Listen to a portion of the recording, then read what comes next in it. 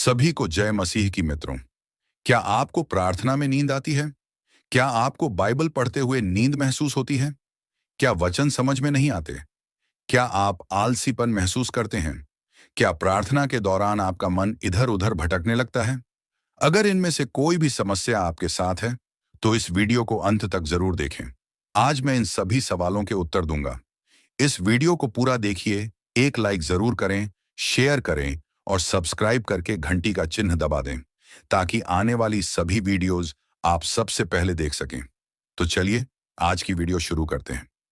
मेरे प्यारे मित्रों, अक्सर हमारे मन में यह सवाल उठता है कि जब हम रोजमर्रा के काम करते हैं, जैसे फोन चलाते हैं, टीवी देखते हैं या दोस्तों से गपशप करते हैं, तो बिल्कुल नींद नहीं आती। लेकिन जैसे ही हम बाइबल खोलकर वचन पढ़ने लगते हैं या घुटनों पर बैठकर प्रार्थना करने लगते हैं, तभी अचानक नींद आने लगती है, उबासी आने लगती है और मन भटकने लगता है। यह समस्या लगभग हर विश्वासी के साथ कभी ना कभी जरूर घटी होगी। तो सवाल यह है कि ऐसा क्यों होता है? क्या यह सिर्फ शारीरिक थकान की वजह से है या इसके पीछे कोई गहरा कारण छिपा है? बाइबल हमें सिखाती है कि यहां सिर्फ शारीरिक समस्या नहीं है, बल्कि आध्यात्मिक युद्ध भी चल रहा है। जब यीशु ने अपने शिष्यों से कहा कि वे उसके साथ प्रार्थना करें, तो वे सब सो गए। वे हर बार सो जाते थे। तब यीशु ने मत्ती 26 पद 41 में अपने शिष्यों से कहा, आत्मा तो तैयार है, पर शरीर दुर्बल है। इसका मतलब यह है कि हमारी आत्मा प्रार्थना करना चाहती है, परमेश्वर से जुड़ना चाहती है, लेकिन शरीर उसके रास्ते में बाधा डालता है। शरीर नहीं चाहता कि हम परमेश्वर से जुड़ें और वह बाधा बन जाता है। इतना ही नहीं, बाइबल यह भी बताती है कि शैतान हर समय हमें परमेश्वर से दूर करने की कोशिश करता है। वह जानता है कि अगर हम नियमित प्रार्थना करेंगे और वचन पढ़ेंगे, तो हमारा आध्यात्मिक जीवन मजबूत हो जाएगा और वह हमें हरा नहीं पाएगा। इसलिए वह हर तरह के तरीकों से हमें रोकने की कोशिश करता है। कभी नींद के जरिए, कभी उबासी के जरिए और कभी हमारे मन को इधर उधर भटकाकर। प्रेरित पतरस हमें चेतावनी देता है। वह कहता है, सावधान और सतर्क रहो। तुम्हारा शत्रु शैतान गरजने वाले सिंह के समान इस खोज में रहता है कि किसको फाड़ खाएं। पहला पतरस 5 पद 8 में उसने कहा है। अब सवाल उठता है कि हमें इससे कैसे जीतना है। उत्तर बहुत सरल है मेरे प्यारों। आत्मा में जागते रहो और शरीर को वश में रखो। राजा दाऊद भजन संहिता 5 पद 3 में कहता है, भोर को मैं अपनी प्रार्थना तेरे सामने रखूंगा और प्रतीक्षा करूंगा।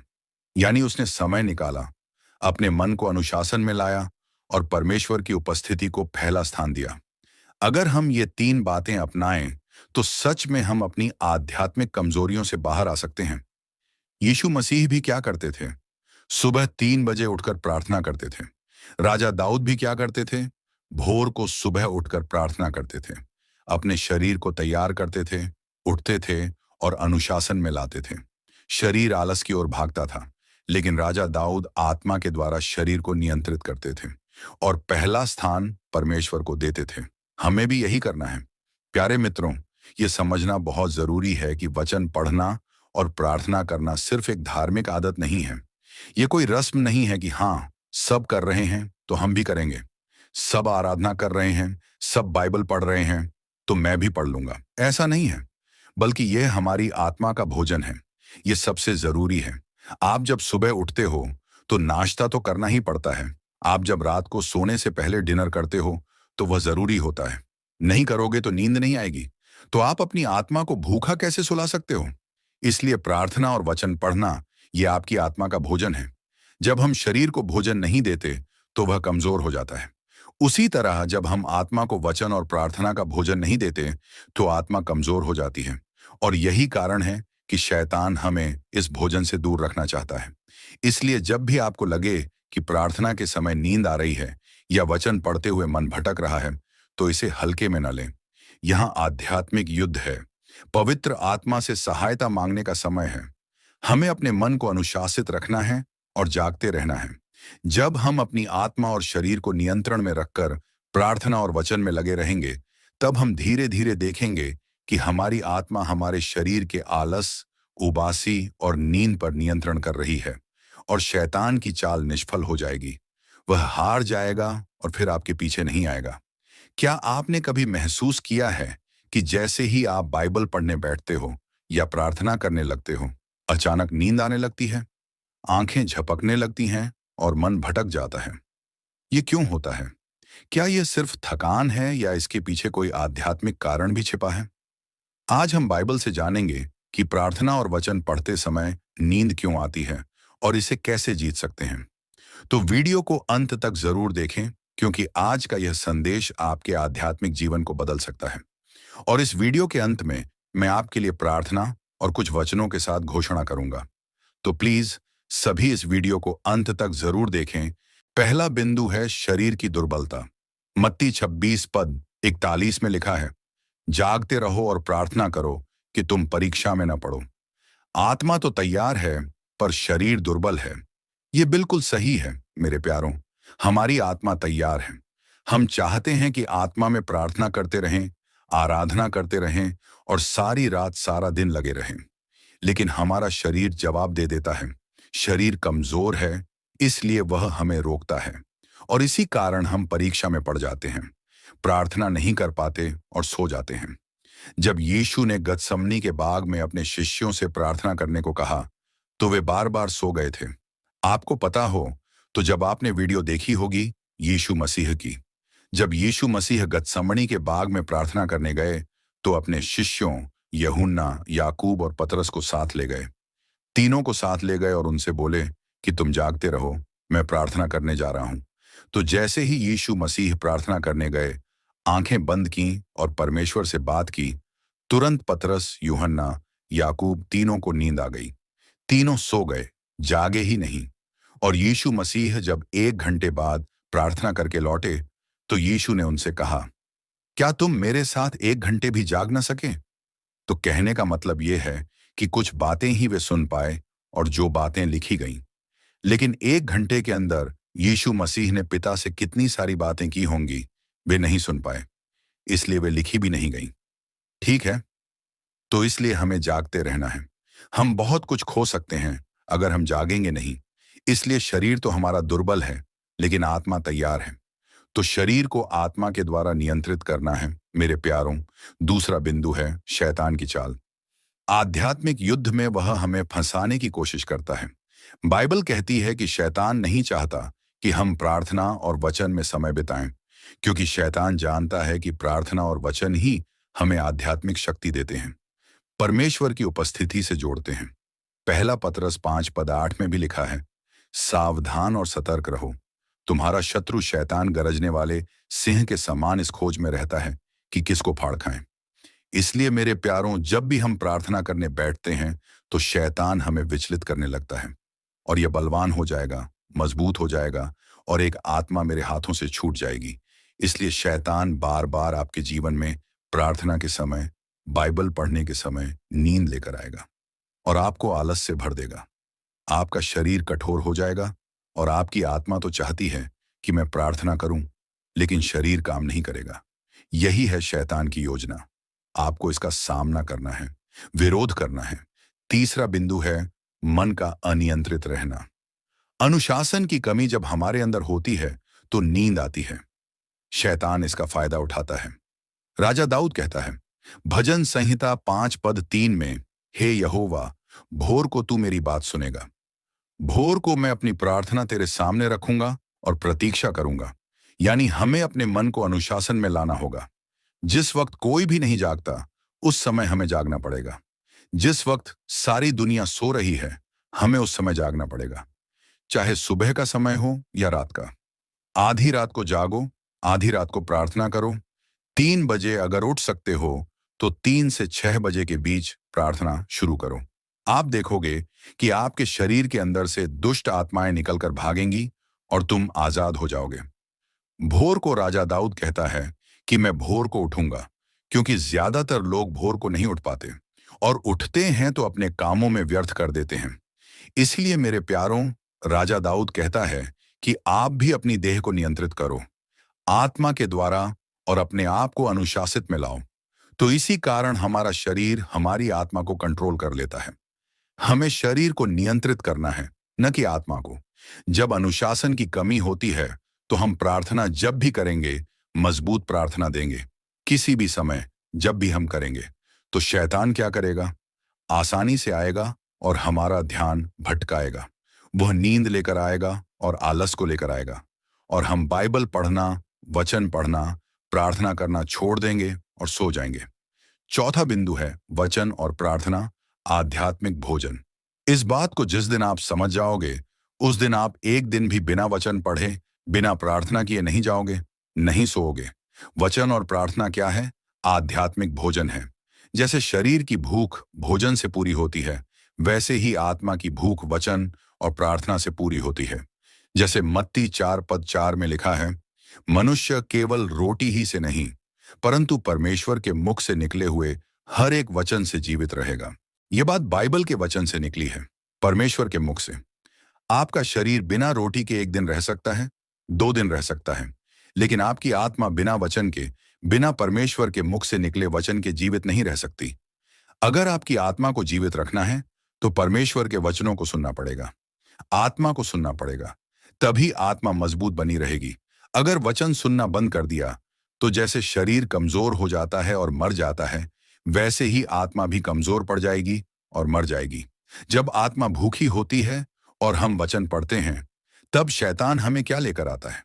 नींद, उबासी, आलस लेकर आता है और हमें रोकने की कोशिश करता है, ताकि आत्मा को भोजन न मिले। आत्मा भूखी रहेगी तो कमजोर हो जाएगी, और शैतान ताकतवर है। जैसे ही हमारी आत्मा कमजोर होगी, शैतान हमला बोल देगा, धावा बोल देगा और हमारी आत्मा को बर्बाद कर देगा, आत्मा को मौत तक ले जाएगा। अब मैं आपको उपाय बताता हूं, आप कैसे इन बातों से मुक्ति पा सकते हैं। पहला उपाय है, प्रार्थना से पहले बाइबल का वचन बोलें। एक वचन आपको बोलना है। वचन है मत्ती 26:41। उसे बाइबल से निकालें और जोर से बोलें, जागते रहो और प्रार्थना करो, जागते रहो। मैं ऐसा करता हूं, मैं बिना जागे प्रार्थना नहीं करता। बिना जागे नहीं, क्योंकि जागे बिना नींद आ जाती है। तो मैं क्या करता हूं? उठता हूं, कानों को बंद कर लेता हूं, ताकि कोई आवाज ना आए, कोई डिस्टर्ब ना करे। उसी समय को चुनें, सुबह हो या जब भी आपका दिमाग ताजा हो, आप वचन पढ़ सकते हैं। ठीक है। चौथा उपाय है, पवित्र आत्मा से सहायता मांगनी है। आपको एक और वचन निकालना है और पढ़ना है। रोमियो 8:26 लिखा है, उसी तरह आत्मा भी हमारी दुर्बलता में सहायता करता है। जब हम दुर्बल हो जाते हैं, तो पवित्र आत्मा हमारी सहायता करता है। पवित्र आत्मा, परमेश्वर का आत्मा। तो जब हम परमेश्वर से सहायता ही नहीं मांगेंगे, तो वह हमारी मदद कैसे करेगा? जब हम प्रार्थना करना चाहते हैं, तो हमें परमेश्वर से मांगना है, पवित्र आत्मा से, कि हे पवित्र आत्मा, मेरी सहायता कर, मुझे नींद ना आए। मेरे प्यारे मित्रों, अब आप जान गए हैं कि प्रार्थना और वचन पढ़ते समय नींद क्यों आती है। यह कोई साधारण बात नहीं है, बल्कि आध्यात्मिक युद्ध है। अगर आप जागते रहेंगे और पवित्र आत्मा से सहायता मांगेंगे, तो आप इस पर विजय पा सकते हैं, वरना नहीं पा सकेंगे, वरना तो ऐसे ही उलझे रहेंगे। अगर यह वीडियो आपके लिए आशीष का कारण बना है, तो इसे अपने दोस्तों और परिवार के साथ जरूर शेयर करें। वीडियो को लाइक करें, चैनल को सब्सक्राइब करें और घंटी का चिन्ह दबा दें, ताकि हर नया वीडियो, आध्यात्मिक वीडियो आप तक पहुंच सके। याद रखें, जो जागते रहते हैं और प्रार्थना में स्थिर रहते हैं, वे कभी नहीं डगमगाते। अगर आप यहां तक जुड़े हैं और वीडियो को अभी तक देख रहे हैं, तो यह आपके लिए कॉम्प्लिकेशन है। आप यहां तक जुड़े हैं। आपके लिए 10 घोषणाएं मैं करने जा रहा हूं। अपनी आंखें बंद करें, अपने सिर पर हाथ रख लें और बस आमीन, आमीन बोलना है। बाकी कुछ नहीं बोलना। मैं बोलूंगा, आप आमीन बोलें, बस। अल्लेलुया। मत्ती 26:41 वचन में लिखा है, जागते रहो और प्रार्थना करते रहो, ताकि तुम परीक्षा में न पड़ो। मैं घोषणा करता हूं कि मैं अब आध्यात्मिक रूप से जागता रहूंगा, क्योंकि प्रभु ने मुझे सोने के लिए नहीं, बल्कि प्रार्थना करने के लिए बुलाया है। हालेलुया। यीशु के नाम में आमीन। पहला पतरस 5:8 में लिखा है, सावधान और सतर्क रहो, क्योंकि तुम्हारा शत्रु शैतान गरजने वाले सिंह के समान घूमता रहता है। मैं घोषणा करता हूं कि मैं अब आत्मा में सतर्क रहूंगा, जागता रहूंगा। कोई भी अंधकार या नींद की आत्मा मुझ पर अधिकार नहीं कर सकती। यीशु मसीह नासरी के नाम में आमीन, आमीन, आमीन। इफिसियों 5:14 में लिखा है, जाग हे सोने वाले और मरे हुए में से उठ खड़ा हो, और मसीह तुझ पर प्रकाश करेगा। मैं घोषणा करता हूं कि मैं आत्मा में जाग उठा हूं। मसीह का प्रकाश, उसकी रोशनी मेरे और मेरे विचारों को प्रकाशित कर रही है। यीशु मसीह के नाम में आमीन। रोमियो 13 पद 11 में लिखा है, अब वह समय है कि तुम नींद से जागो, क्योंकि हमारा उद्धार अब पहले से ज्यादा निकट है। मैं घोषणा करता हूं कि मैं अब नींद से उठ खड़ा हुआ हूं, क्योंकि प्रभु मुझे एक नए आध्यात्मिक स्तर पर ले जा रहा है। हालेलुया, आमीन। दूसरा तीमुथियुस 1 पद 7 वचन में लिखा है, क्योंकि परमेश्वर ने हमें भय की नहीं, पर सामर्थ्य और प्रेम और संयम की आत्मा दी है। मैं घोषणा करता हूं कि मुझ में पवित्र आत्मा की शक्ति है, और कोई सुस्ती या आलस मुझे रोक नहीं सकता। यीशु के नाम में आमीन। नीति वचन 6 पद 9 और 10 वचन में लिखा है, हे आलसी, तू कब तक पड़ा रहेगा? कब अपनी नींद से उठेगा? मैं घोषणा करता हूं कि मैं आध्यात्मिक आलस को स्वीकार नहीं करूंगा। प्रभु का वचन मेरे अंदर आग की तरह जल रहा है। हालेलुया, आमीन। इब्रानियों 4 पद 12 में लिखा है, क्योंकि परमेश्वर का वचन जीवित और प्रभावशाली है। तो मैं घोषणा करता हूं कि जब मैं वचन पढ़ता हूं तो वह मुझे जीवित करता है, मेरी आत्मा में नई शक्ति भरता है। हालेलुया, आमीन। भजन संहिता 119 पद 18 में लिखा है, मेरी आंखें खोल दें, मेरी आंखें खोल दें, मैं तेरी व्यवस्था के अद्भुत कामों को देखूं।